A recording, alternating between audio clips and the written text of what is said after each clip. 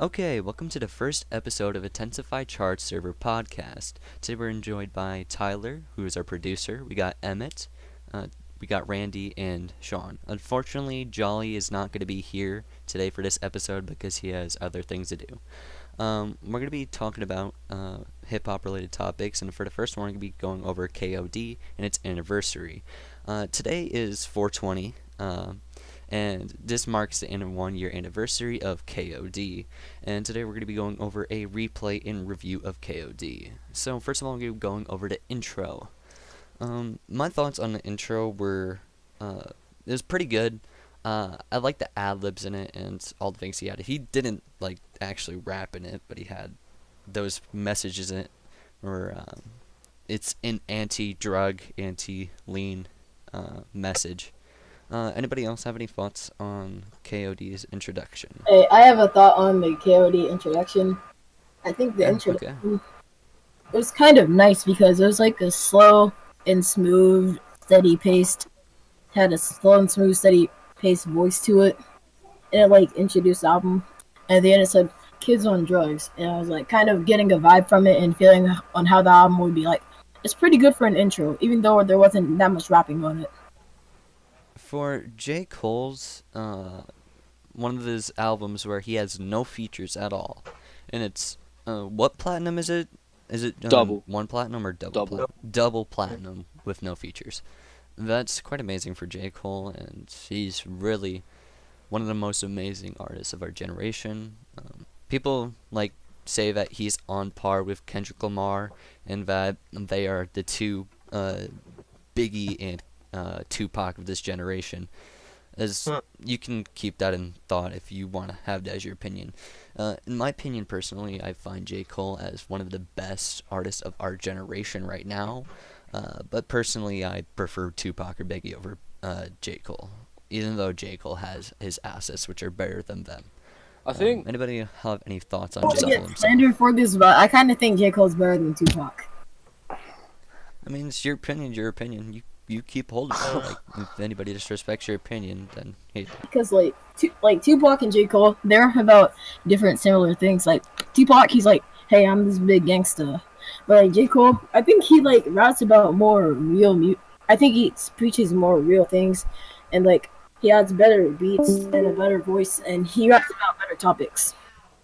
I think as for this generation, right, he's definitely one of the biggest voices in the industry at the moment.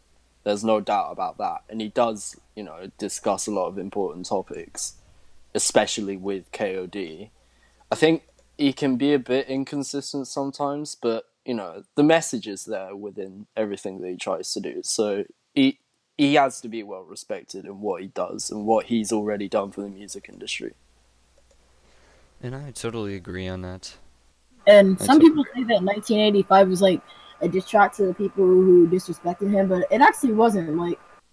Well, 1985, it was first conceived that it was a diss track on Lil Pump, specifically Lil Pump. Of course, it does relate to Lil Pump, and I wouldn't really say it's a diss track. More of, he's just showing that he needs his respect. I think that he's trying to tell the future for Lil Pump if he doesn't change. Because he said, one line from the song, he said, "In 5 years you're going to be in love in hip-hop." And I kind of thought that through, and that could have been possible if Lil Pump doesn't get his act together. Yeah. No, I thought 1985 was more kind of like a warning for all these young rappers if they don't pull themselves together. And I agree on that too. Now let's go over let's go over KOD as an album in total. Any specific songs that you'd like to bring up at all? Oh, I would like to bring up the song ATM actually. ATM is yes. sick. ATM's my favorite track. ATM was pretty nice. Definitely. It's very good. Sonically, obviously the message, music video is amazing as well. Yeah, it really is. The music video, J. Cole never really disappoints when it comes to his music videos. He always has some kind of message for him. I have to disagree on that, because Wet Dreams, it kind of was a he would be if I was involved him or a boy with a girl, because that's what was that was what the song was about, but instead it had dogs. So I was just.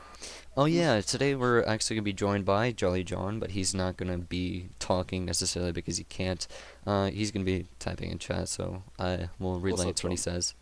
John says the intro of ATM was creepy, which I do have to agree on. That is true, in my opinion, of course. I also like to bring up a song, Photograph. I remember last year there was controversy over that song because of another artist who had basically there's this flow that they thought sounded exactly like Ski Mask's flow, which I really don't think that he stole a flow from Ski Mask. I just believe that flow is like kind of common to come across. Any of your opinions on it? I must have missed that. I didn't really hear about that. Yeah, no, that was actually pretty big.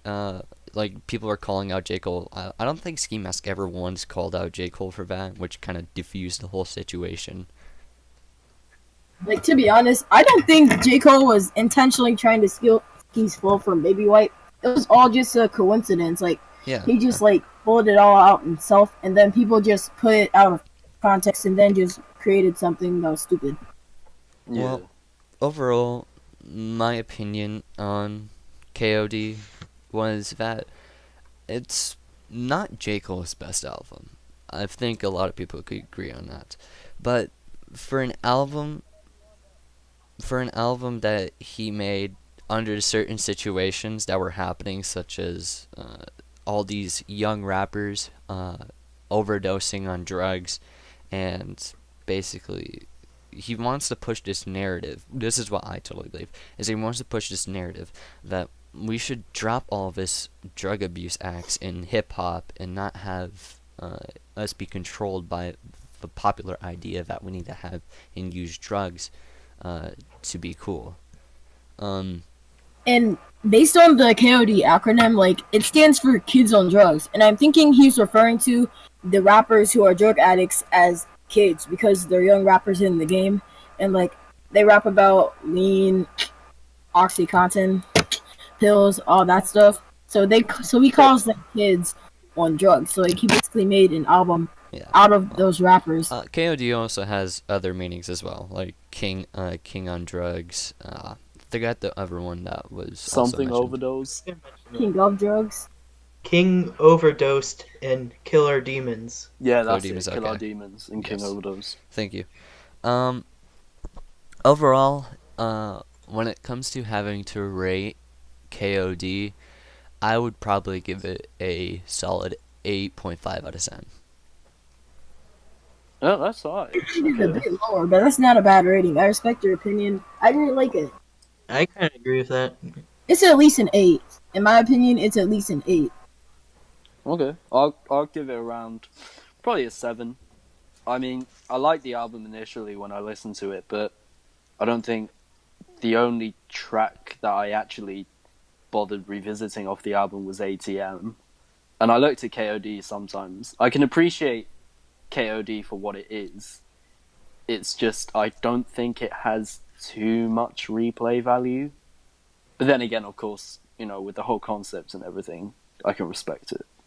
In my opinion, I think some of Kevin's Heart, ATM, and Photograph are the most replayable songs from the album. Yeah, I could agree on that as well. That's actually my favorite song from the album besides 1985. And, as always, a J. Cole album has amazing production. Yeah, it was good. The production was good. I like the production on Photograph and ATM, especially that little sample. I don't know what the instrument is, but the instrument sample for ATM, it was amazing. What, the piano? The chords? Oh yeah, it was the piano. Yeah, it was. I do like ATM a lot for how creative it is, especially sonically with all the, you know, you can hear the cash machine going off in the background every now and then. Yeah, I like that. What I love about J. Cole's songs on KOD is the ad-libs. When it comes to ad-libs, he has these secret, and not necessarily secret, but they have these messages in the background saying, I remember the one lady who's in it. I believe she's a lady. Correct me if I'm wrong, but she's in the introduction, and she's the person who talks in it, and the message that they're trying to push towards the anti-drug message. I like how they push that in the ad-libs and in the backgrounds of the songs. Yeah. Now, I think the song that differentiated itself from the rest of the album is Kevin's Heart. Kevin's Heart was an interesting one, because it's very topical, obviously, at the time, after the whole dilemma about Kevin Hart cheating on his wife or something like that. I can't really remember. But it's very sincere, and it's interesting how it's written from the standpoint of someone else, someone that, you know, a lot of us actually know, someone that's in the public light very often. I'm going to relay a message from Jolly John, by the way. He says that Kill Edward annoys me on the album, which, Kill Edward, I would say that I kind of like the song. It was like, his voice was like very weird. And let me see what the song was called, because he was like... I didn't really... The cutoff, I kind of didn't like it that much, but like, it was good. It was an interesting track, but his voice, it kind of got overplayed and annoying, in my opinion. Yeah, the cutoff, I'd say, was the weakest track off of the album. I don't really understand the Kill Edward character that much. The Kill Edward character is one of his personas, I believe. As you know, it's a zero feature song, except there are features, but they're him, of course. Which I found pretty great. I love that part about it. Like, Kill Edward, I see him as a Slim Shady, like an alter ego of a rapper. Like, Kill Edward is an alter ego of J. Cole. That's what I see it as. Same. And another replayable track that I forgot to mention was KOD, the song itself. Like, the chorus, that's the main reason why I call it replayable. And plus it had, like, nice verses. Like, I like KOD's good. It's like, wow, niggas, you capping my style. Now, off topic of the KOD, talking about J. Cole in general, song he released not too long ago, Middle Child. This song really just shows how much J. Cole sees himself and how much he thinks that he's not respected by the younger generation.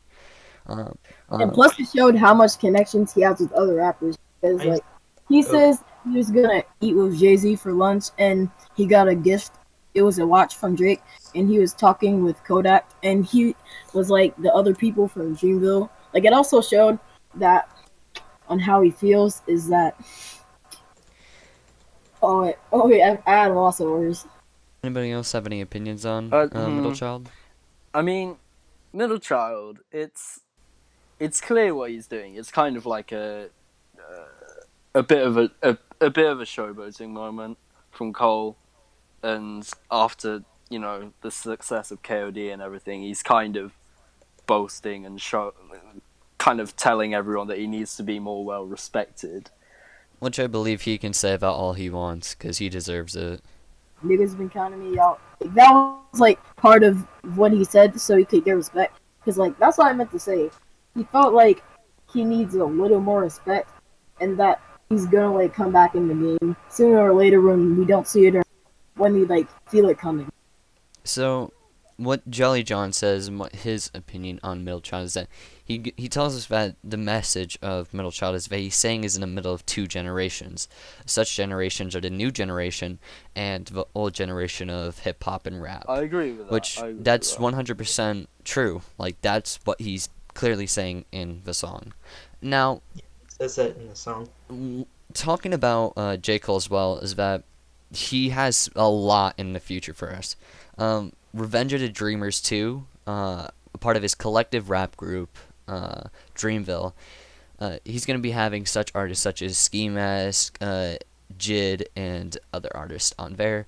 I want to know your guys' opinions on Revenge of the Dreamers 2, and are you looking forward to it? That's called Revenge of the Dreamers 3, and I feel like the album, like, it's supposed to drop this month, but I kind of think it's going to get a little bit.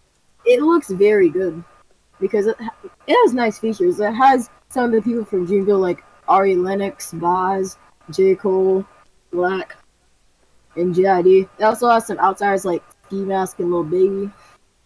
Like, and plus Take He's producing on the album. I feel like it's gonna be like a really good He's an raw amazing album. producer. And I've only heard like 2 snippets. Like, what do you think about the snippets? Like, there's this one snippet with Ski, and there's this other snippet. I think it's JID that's in the snippet, but like down. I don't think I heard that one. I think Revenge of the Dreamers 3 is pretty impressive. I'd like to correct my mistake. I said Revenge of the Dreamers 2. My bad. Revenge of the Dreamers 3.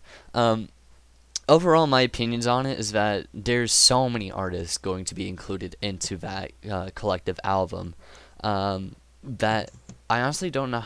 It's been how long has it been since it was announced? I'd say like around 2 or 3 months. 3 months, yeah.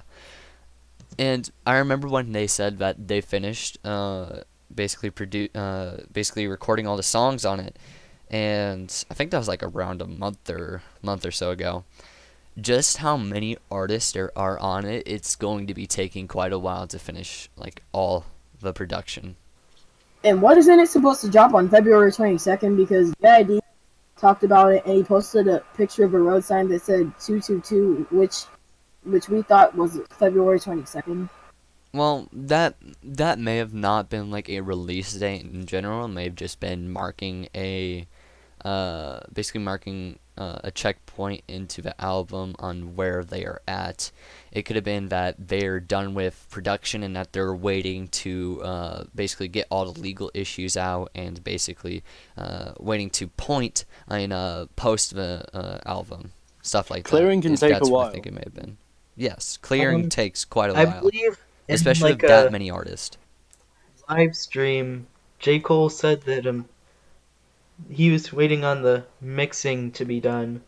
And that was when he talked about the April release date. Yeah. Well, yeah, once an album's finished, it obviously will take a while to mix and master the whole thing until it can actually be released. You know, once everything is recorded, it won't be it's about time to as clean as when it's wrap released. up on J. Cole. Our next topic for today is going to be albums of 2019 so far. Personally, I'm going to start it off with one of my favorite albums of 2019 so far. Germ Has a Death Wish. Germ is pretty underground artist, and not many people know him. I don't even know if as many of the people in here in the podcast actually know who he is. No idea who she is. Yeah, I know Tyler. I know Tyler's listened to the album before, and I don't know his exact opinion on it, but I think he thinks it's good. Germ is a pretty unique artist. His voice, it's kind of like how people judged Jid in the start. They really didn't like his voice because how high pitched it was. Germ is kind of the same. But what I think differentiates a Germ from Jid from an artist standpoint is basically that Germ is an underground artist that lives off the underground stuff. Germ Has a Death Wish. I would rate it a 7 out of 10 album. Amazing production. Had features from Puya and Suicide Boys, both really known underground artists, no matter how ironic that sounds. Overall, that's my 2019 album so far that I'd point out. And my 2018 album that I point out is Go on to his. Forward by Offset. Because I actually kind of like the album because it talked about how he was living with his kids and how he had to grow up in his life. He was robbing stores and shooting people. It was a kind of nice way to storytell it. Lick and Red Room, those are 2 great examples on how he told the story of his life when he was younger. Because the hook to Lick and the verses in Red Room, I feel like they just felt like I was in the picture of it. Imagining it all happening, and it was pretty nice. Red Room, it shows his great ability of storytelling. And other songs I like from it are Clout, and unpopular opinion, but even though Cardi B is kind of trash in my opinion, I kind of like her verse from Clout because she just stick to the topic. Oh, Cardi B, yeah. My opinions on Cardi B are that she's a popular artist that I guess she deserves her popularity. That may be an unpopular opinion, but like Cardi B, I do not respect her as an artist, but actually I respect her more as an artist than actual person, because I remember when she shared that the big controversy that she had when she said that she had to drug men and rob them. Really controversial topic, and she basically flaunted it out. That's just my opinions on Cardi B. And talking about her verse on Clout, I did like it as well. I'll admit that. Now, on to Jolly John's favorite album 2019 so far is Ventura by Anderson .Paak. Is it? That's one of my favorites. Yeah, it's Anderson good. .Paak's a very, like very Ventura. good, very It's good very artist, good. but It's like- he's not good at freestyle. Songs like Come Home, Reaching Too Much, and this one interlude. Okay, so let's move on to our next member's favorite album about it. of 2019 I'll so talk far. about my Okay, it's Emmett's my turn. favorite album. My favorite album so far 2019 is Everything's for Sale by Boogie. Ooh, Boogie. Yeah. He's quite an amazing artist, in my opinion. By the way, don't get him mixed up with the other Boogie. Just telling you, because I've seen it happen. Yes. Yeah. We're not talking about A Boogie. We're talking There's about. no Boogie here. As much as I like Boogie, as he's from New York as well, Boogie is way better than A Boogie. So, what makes Boogie so different from, your standard rapper? It's because he's like very lyrical, and he's also great at telling stories. Like His lyric is very Well, that's not really something that separates him from other artists. There's a bunch of other artists that are lyrical and good at storytelling. Such artists can go from Kendrick Lamar to Denzel Curry. Yeah, but I find it interesting how, someone as... Obviously, Boogie has a lot of talent, with respect due to him, but... I believe we can all agree. I find it interesting how someone like Boogie managed to get signed by Eminem. Yes. Yeah, That's really amazing. Boogie, who, I remember a lot of people did not know who Boogie was, for a long time, and then his album comes out, and they're like, who's this guy, and why is he getting signed by Eminem, of all people? And I like how artists can stay underground and basically just blow up like that. Actually, another artist who's done that is... Here, you continue. I'm good. I didn't know of him until he dropped this album. Yeah, that's what I'm pointing out. Another artist that blew up, that was pretty underground. Songs from Everything's for Sale. My personal favorites from it are Tired, Reflections, Silent Ride, and Soho. Especially Soho, because Soho had that nice JID feature, and I kind of like the hook to it. I'd agree on that.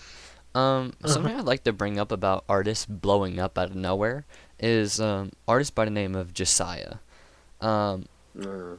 He basically got a music video by Cole Bennett. Sorry, but I'd like to continue sidetracked.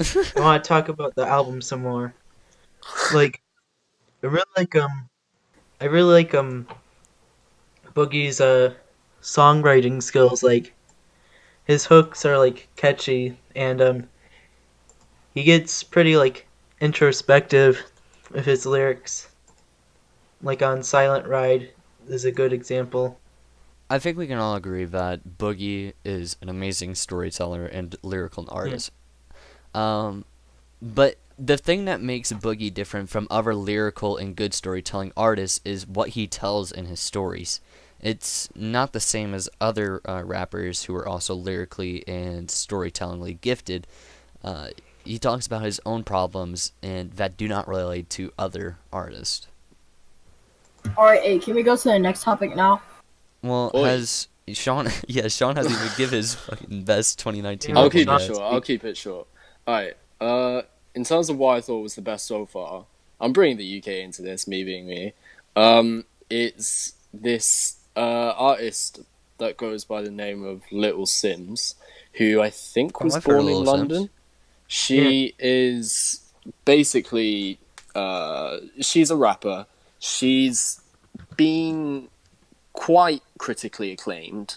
She's also had quite a few shout-outs from a lot of the TDE members, who I don't know if she's made any songs with them, but Kendrick shouted her out quite a few times. He's praised this latest album called Grey Area, which is it's good. It's a really cool mixture of kind of, you know, your jazz influenced rap and in songs like Selfish, and then you get suddenly all of a sudden you're getting songs like Boss, where you just get this really cool bass guitar in the background and just loads and loads of shouting. And that's why I like the album. Yeah. I think that wraps up everybody's 2019 album so far, except Tyler's, if Tyler wants to tell us his. I just want to add a comment. I haven't heard of the album, but I think I haven't heard it in full, but I think Lil Sims is very talented. Like I believe she released a song with Gorillaz where it's female just artists her are rapping really the entire time. being put down, She especially had a in track the with UK Gorillaz scene. last year. Yeah, Lil If Sims you- is definitely up there. If you remember that one UK female artist that was on Double XL, Stefflon Don. yeah, Stefflon Don. Stefflon Don. What happens to a lot of female artists, especially after they get put on XXL, is that they don't get much shine at all, which I really don't respect that. It's being weird, yeah. The Tink, Stefflon Don, and it also happened to Dave's Low because she didn't blow up as much after that. Like, I think she only had this one song after that, which was called Back Up with a Big Sean. She, Stefflon's been doing alright in the UK, but she's never really managed to break into the international scene. I remember she had one song with French Montana. That's the one that got her on Double XL, I think, because it blew up quite a bit in the States. But since Double XL, she hasn't even released a project, I think, to my memory. She's got potential, but she just hasn't really done anything with it, which is a shame. But yeah. Okay, I think that wraps up our 2019 album reviews. Now, a topic that I would like to touch on is that thoughts on a new artist. Well, not necessarily new, but he's had his big break now. His name is Lil Nas X, and he has his hit song, Old Town Road. Any thoughts on it? Bruh. The song Old Town Road, besides of all the memes and stuff that go with it, I think it's actually a nice song because I like his voice on the intro where he's like, I'm gonna take my horse and look from there. I think he has a nice singing voice, and Yeah. as a country artist, he can be pretty good.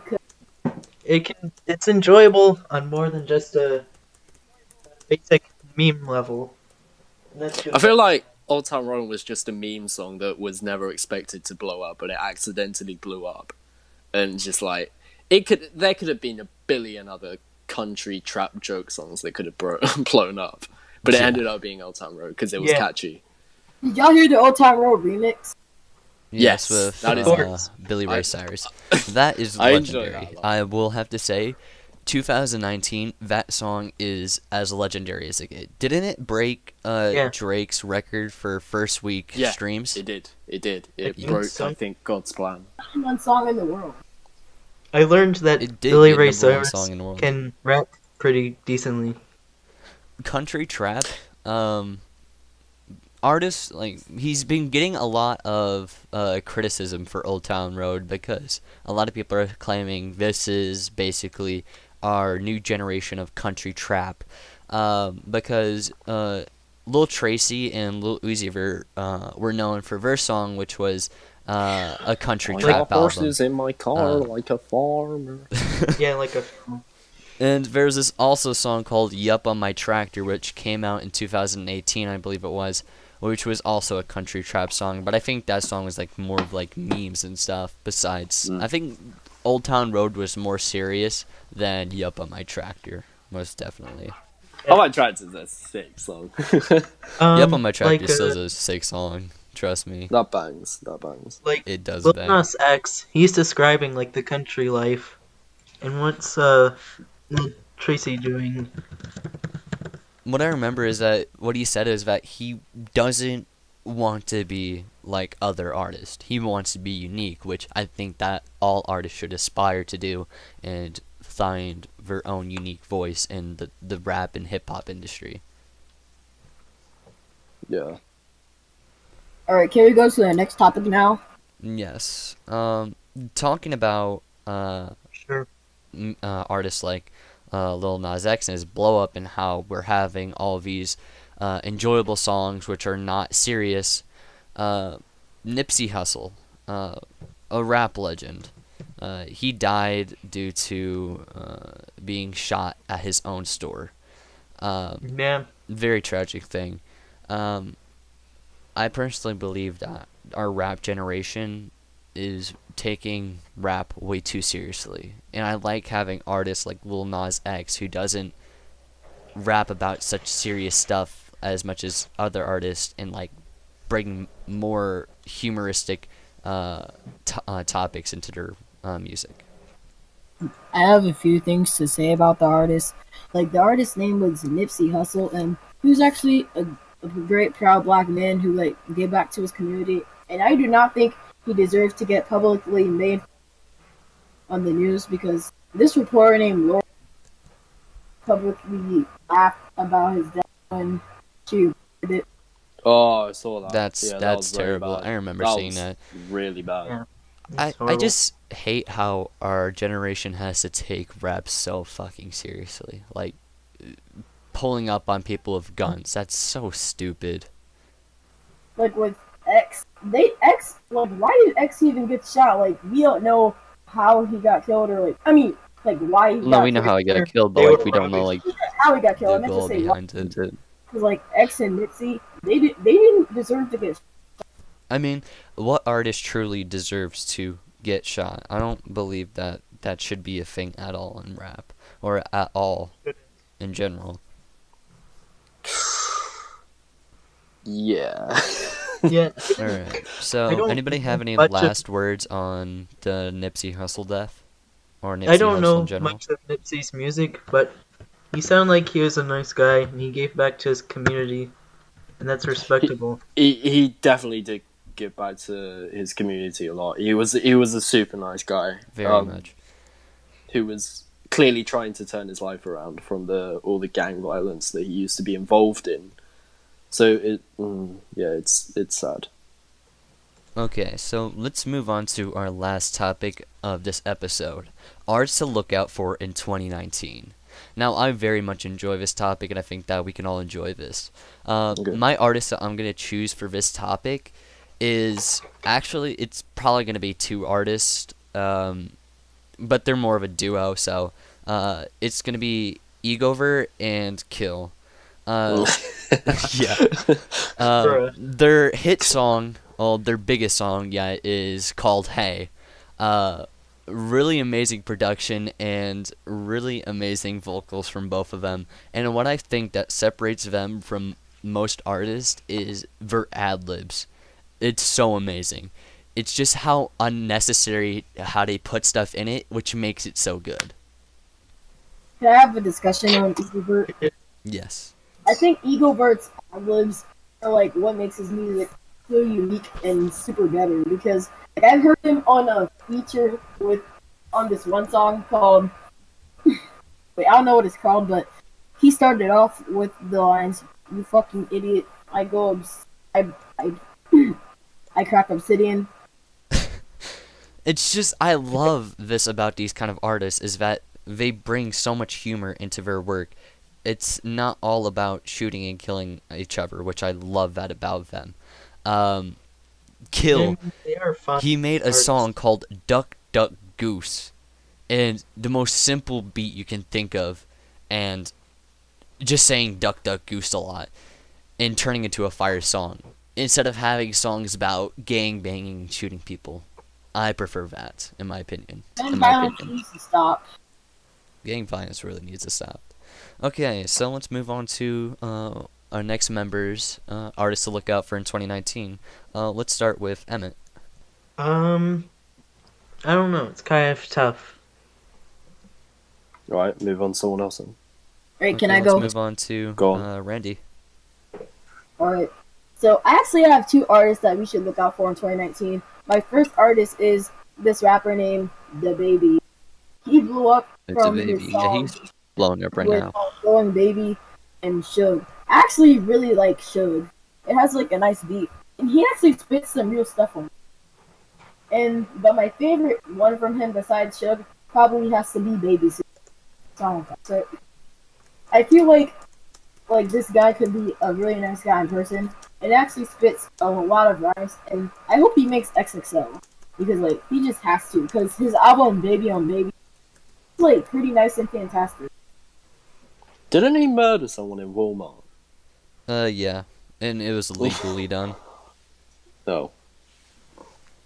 And my second to look out in 2019 is we already mentioned him in this podcast once, but I'd like to bring him back up. His name is Jasiah. Yeah, Jasiah. Crisis. He actually has some rare songs that I recommend. The song with the rapper Snot, Case 19. Yeah, Case 19. That's my favorite, and I'd like to bring up something about that after you're done talking. Yeah, the original Case 19, it had the I feel like that one's better. And he also has some good song called Regular Crisis Shenanigans, Case 19. Like if you want to get in him, then 4 songs, because if you like screamo rap, then these songs are for you. My favorite one from him is Regular, especially because of the chorus. And the chorus to it goes like, talking shit through your computer, I go to war with your nigga, I shoot, it does. So, right. May I add like a few words onto Jasiah real quick? Alright, so talking about his song Case 19, it was originally done with another artist named Snot, another underground artist who's, in my opinion, are really amazing. It's probably my favorite Jasiah song like in ever, and basically this song, I think he had a music video with World Star really recently, and he drops the Snot feature and goes with 6ix9ine. My thoughts on this is that I think that Snot would have been better, because I preferred his verse than 6ix9ine, but for publicity reasons, I understand why 6ix9ine would be good for it. And my second point on Jasiah, here you continue what you're talking about. I'll tell mine in a second. Alright. So yeah, I think Snot's verse on the original Case 19 is better than 6ix9ine's verse. 6ix9ine's verse, it wasn't bad, but I just like Snot's verse better because of how he came in. Because he came in 100% agree on that. He was pretty nice, and he flowed very well. And do we want to talk about Jasiah's career before he went to screamo rap? Because he actually has some different diverse music before he went to screamo rap.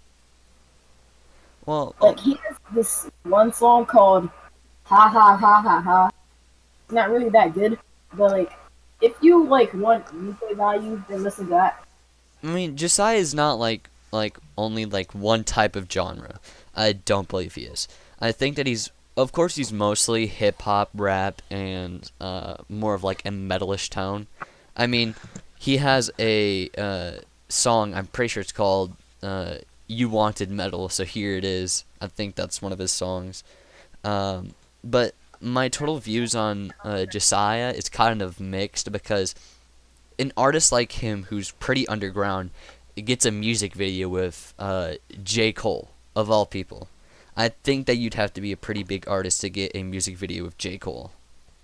Okay, I think this is pretty much enough to talk on Jasiah. I think we're going to be moving on to our next member, who I also called out before, but he didn't have his artist picked out yet. We're going to be going back to Emmett and his 2019 artist that we should look forward to.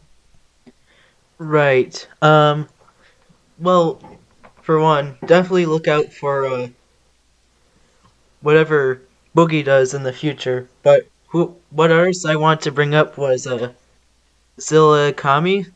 It was Pretty sure Zillikami. that's how you pronounce it. You Yeah, should definitely look like out for him. he kind of blew up with City Morgue, but I thought that was a great album. Like, it was great trap metal with like the production and both members like they had good chemistry together. But no, Zilla will be dropping an album sometime in 2019, a solo album. You should definitely look forward to that. Alright, we're going to be moving on to our next member, Sean, and his artist of 2019 that you should look for. Alright. I'm assuming some of you have already heard of Tierra Whack before. Yes. She kind of blew up onto the scene last year when she released a project called Whack World. But what made this so interesting compared to the rest was that it was a 15-minute album of 15 tracks where every track was exactly 1 minute long. And what kind of caught everyone's attention was how different every track was. It ranged from R&B to just straight rap. And it just kind of was a really good breath of fresh air for the rap industry. And obviously everyone was excited to see what she'd be doing next. And since the start of this year, she's been releasing a string of singles that are longer than 1 minute, which is nice. And hopefully I'm expecting her to drop an album sometime this year, which will, I'm already calling it, will be very good. And yeah, that's where she's at the moment. I definitely recommend her. Okay. Now let's move on to our last member of today, talking about his favorite, artist to look forward to in 2019. Let's give it to Tyler. Okay, I doubt that he'll actually blow up, but I really, really like 83 Hades. He has like 8,000 followers on SoundCloud, and I've just been like listening to nobody but him. Okay. What kind of music does he make? I don't really know how to describe him. He does a whole bunch of different stuff, really. Is there any songs that you would point out for people to watch or listen to? My favorites would be 6K Freestyle, but with instead of the E in freestyle, it's 3 threes. And Came From, I like that one. That's pretty much it. I'll be sure to listen to those later, by the way. I really haven't looked into 83 Hades before. I'm pretty sure you recommended him to me before, but I haven't really had a chance to look forward to him. So, with that being the last topic of today, and we've all given our thoughts on those, this has been the inteNsifyCharts server podcast, and this is signing out.